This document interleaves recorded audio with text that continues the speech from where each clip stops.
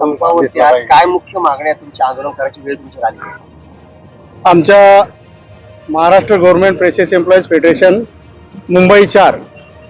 यांच्या व स्थानिक संघटनेच्या गेल्या अनेक वर्षापासून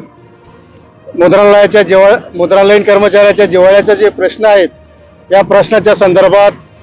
आम्ही गेल्या 38 वेळेला पत्रान्वये या शासनाकडे मागणी केलेली आहे आणि या शासनाने आम्हाला निवळ या ठिकाणी आश्वासन दिलेले आहेत, आमच्या पदरी काही दिलेलं नाही. त्यामुळं आमच्या Maharashtra government presses employees federation यांच्या दिनांक 9 फेब्रुवारी 2026च्या पत्रान्वये या ठिकाणी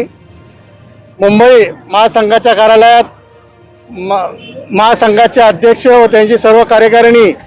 महाराष्ट्र राज्यातील 8 मुद्रणालयाचे अध्यक्ष सरचिटणीस यांच्या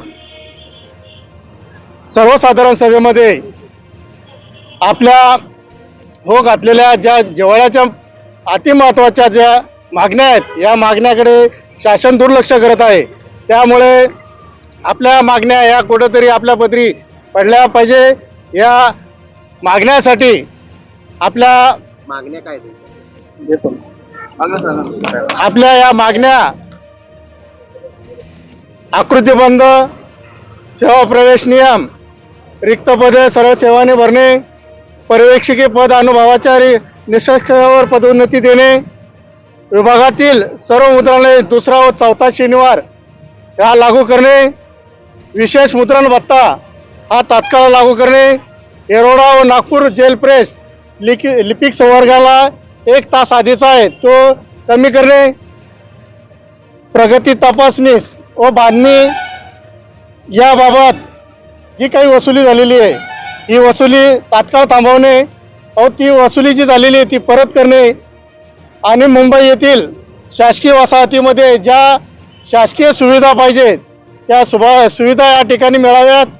या प्रमुख मागण्यासाठी आणि आपल्या मुद्रणालयातील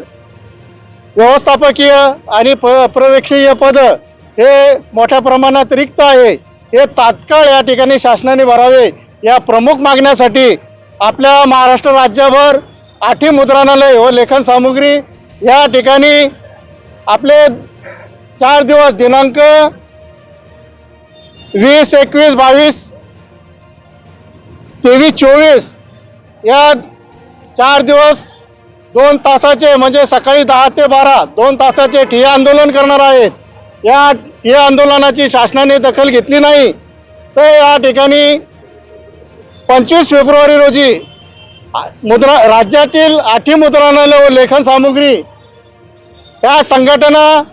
1 दिवसाचा लाक्षणिक संप या ठिकाणी घेणार आहेत. मित्रांनो, आपण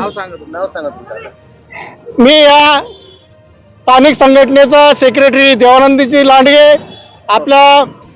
संघटनेचे सन्माननीय अध्यक्ष शिवनाथजी ठोंबरे, संघटनेचे माजी सल्लागार